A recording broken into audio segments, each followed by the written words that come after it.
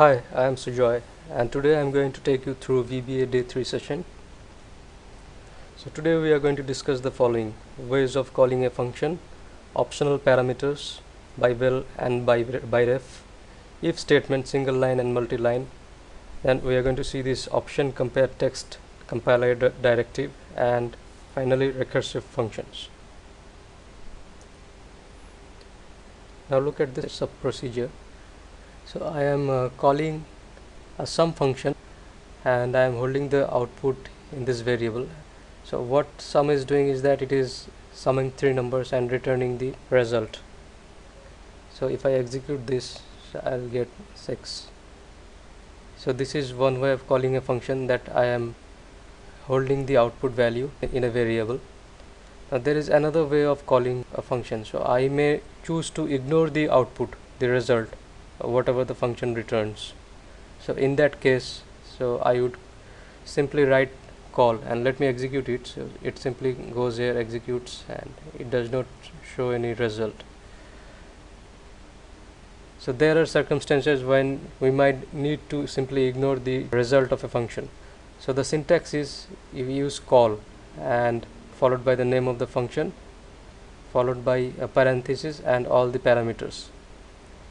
Or you may also invoke the function in this way, simply writing the name of the function without any parenthesis or without the call keyword. So see what if I remove this call. So I will get an error message. So whenever you use call, you must ensure that you use parenthesis, or vice versa. Whenever you use this parenthesis, ensure that you are prefixing it with call. So in similar way we can also call a subprocedure, but I would recommend that you use this preferred way as a standard practice.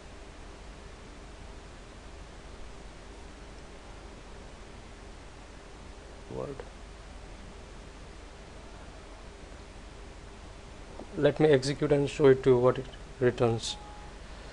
See, I get a error message saying that argument not optional, and you can see this sum, the name of the function is highlighted there. So what is the reason? The reason is that it takes 3 parameters, but whereas I am passing only 2 parameters, I am ignoring the third parameter. So it says that third parameter is mandatory and you must pass it. So in order to fix this error, we will put a optional keyword here and also provide a default value. Now I am indicating to the compiler that I want the third parameter as optional. So let me execute and show it to you. Now see, the value of num1 is 1, num2 is 2, because I have passed 1 and 2. But what about num3? So it is showing 0 because I have mentioned here that if nothing is passed, then assume 0 as the default value. So it is showing me 3, and of course if you pass 3 parameters, still it will work. So see, the value of num here is 3.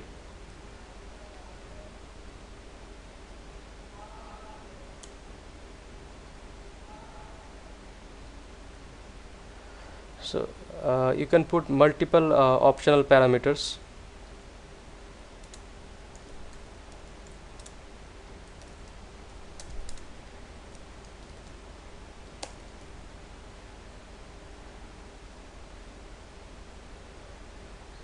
So the rule is that whenever you provide an optional parameter, remember that it should come at the end. It should always come after the regular parameter. So these are the regular parameters, and optional parameters should come only after the regular parameter. So you cannot put something like num5 as integer in between optional parameters. So it will give expected optional.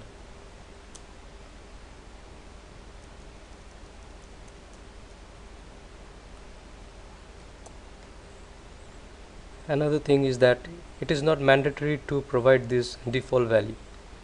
You can also omit this. So in that case it will take the default value of integer, which is by default 0. So this was all about optional parameters. Now let's come to byval and byref. So this is a simple example. So there is a function called square. So let me execute this. It is giving me a square. Now what if I change this to long? So remember, a long can always hold an integer variable. Long has a bigger range. So let me execute this. So I get an error, ByRef argument type mismatch. So why do I get an error? This is long and it can always hold an integer value. So it does not sound logical. So let us try to overcome this error. So we will put a byval here. So it is asking me, do you want to reset your project? I will say OK. Now let us execute this. Yeah, it is giving me a proper result. So what is byval? Before understanding byval, let me explain to you what is ByRef. And let me execute this. So let me change it to integer. Start this first. Yeah, it executes. So let me explain what ByRef means. So we have this variable a in memory. So you can see this a equals to 5.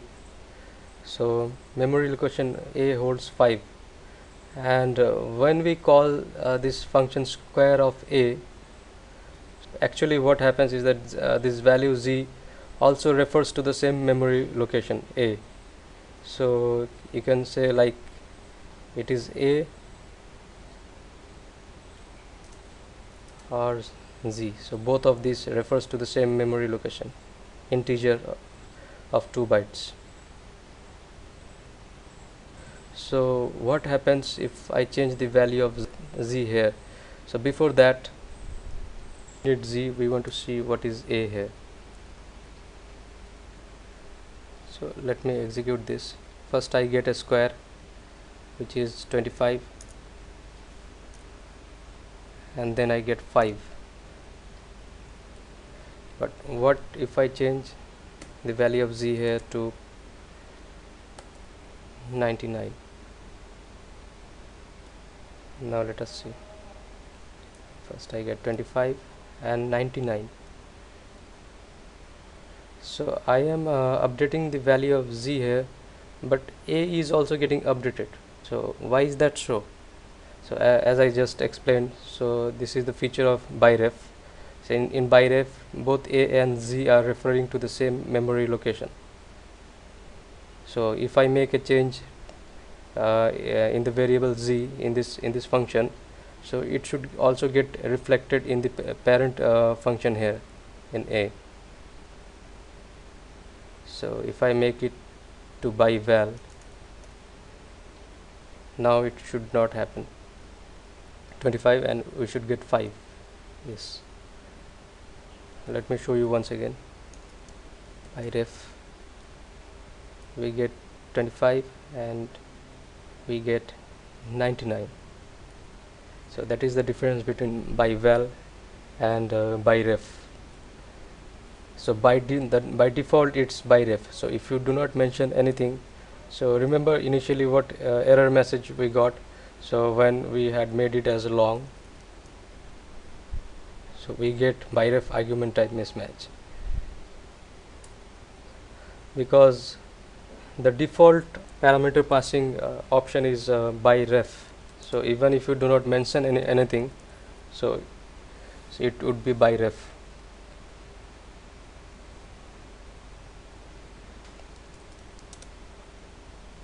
So with ByRef, so whatever changes you make with this variable, so those changes will be reflected in the calling function in this variable which you have passed.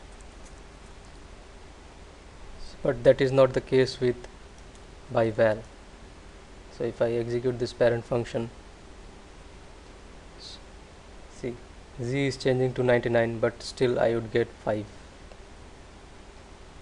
So what happens in byval? So let me explain it to you.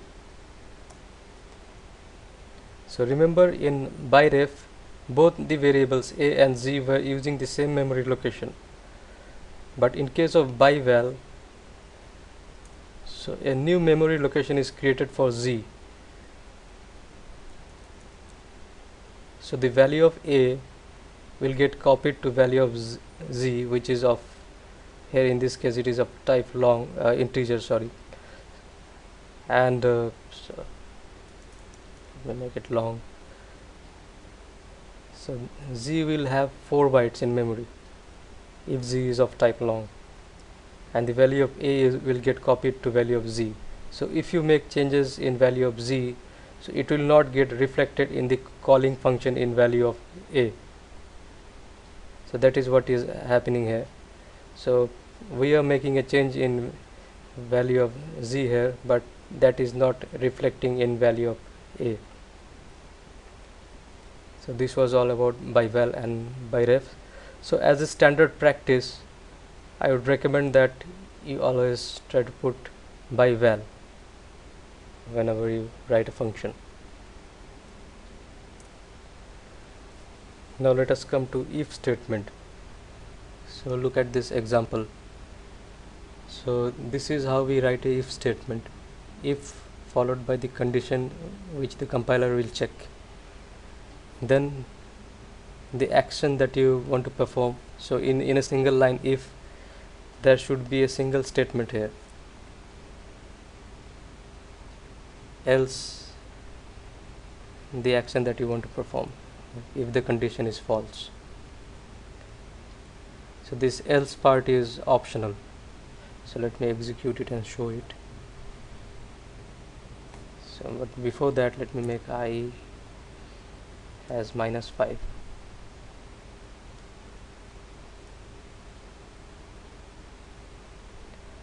So it will show me negative, yes, and it will terminate. So what if I is 5? It will go to the else part now, and it will show me positive.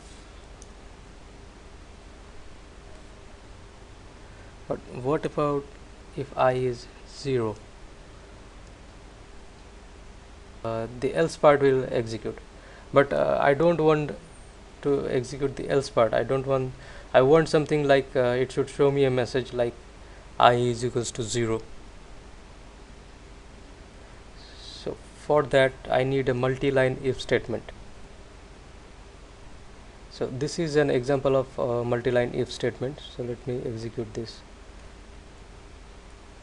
So it will show me negative,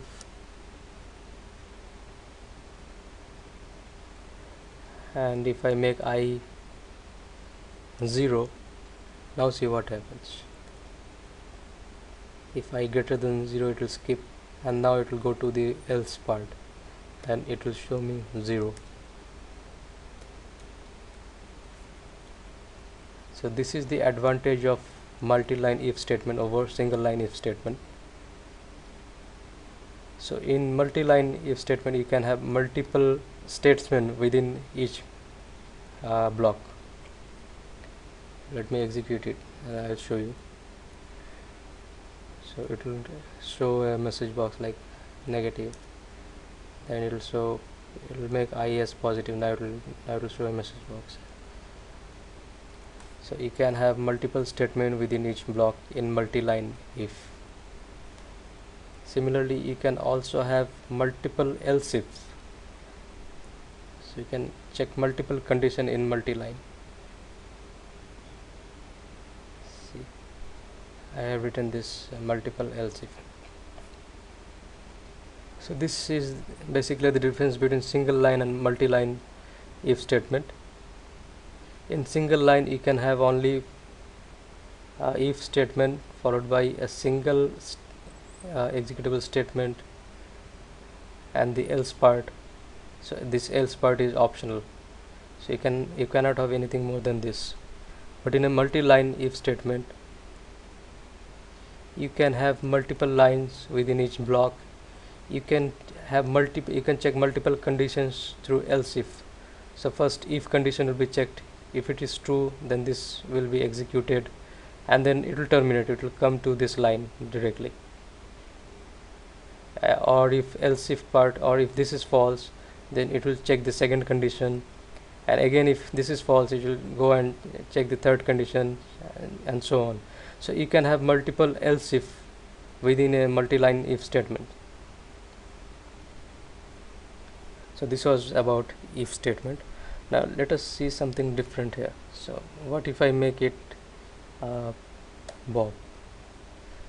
See, we have Bob here, and it is checking whether this name is equals to Bob. So let me execute it. So it will not enter inside because this condition will evaluate to false. See, it is showing false. But what in case I want this to be true? I want it to be non-case sensitive. So in order to achieve that, I have to use a compiler directive called OptionComparedText.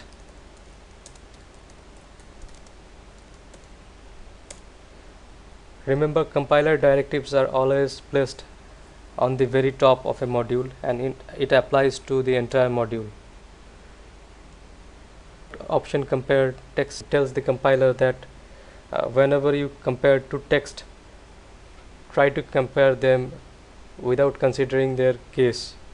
So it should be a non-case sensitive match, and now it should show me a message box here.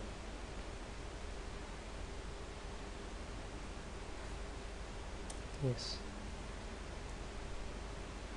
So what if you do not provide OptionComparedText? So the default value is OptionCompare binary.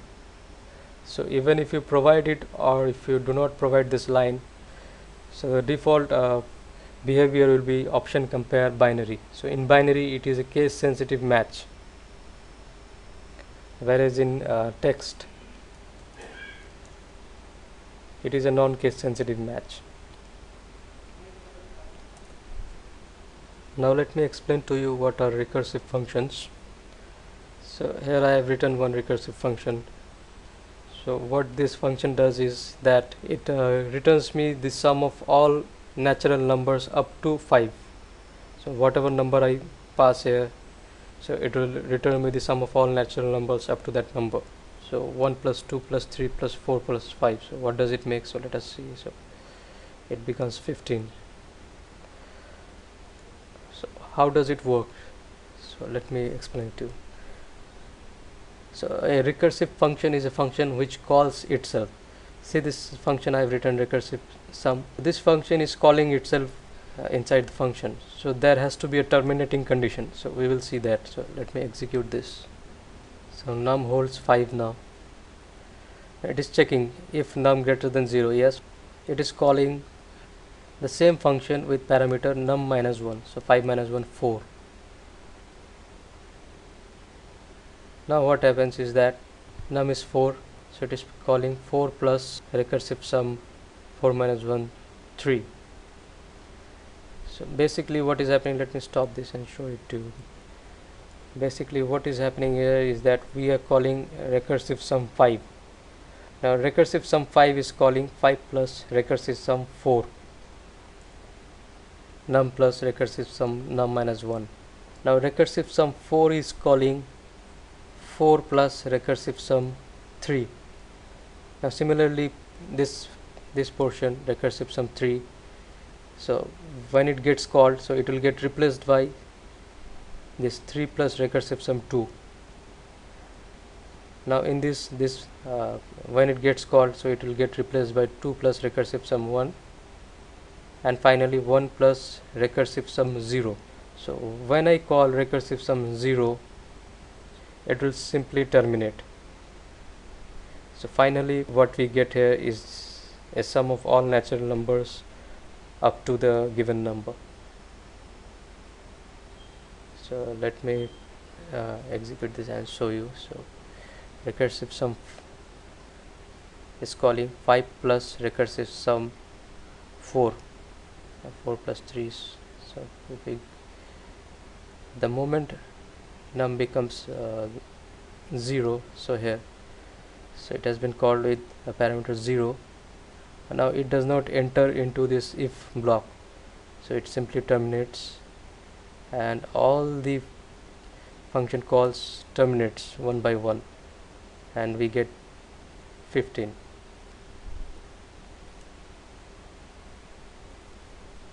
So what happens is there recursive sum 0, it terminates and returns the value to this calling function. Then this terminates, this terminates, this terminates, this terminates, and this terminates. So ultimately we get 15.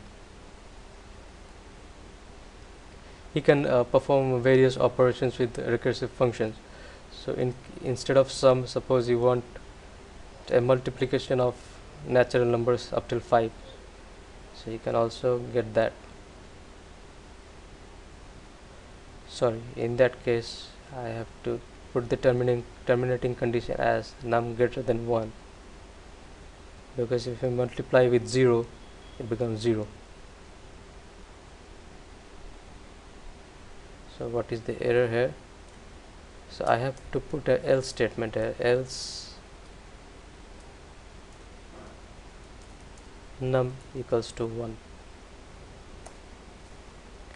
Yeah, so sorry, we need to return 1 from this function. We need to make this function return 1, so we'll assign it to recursive sum.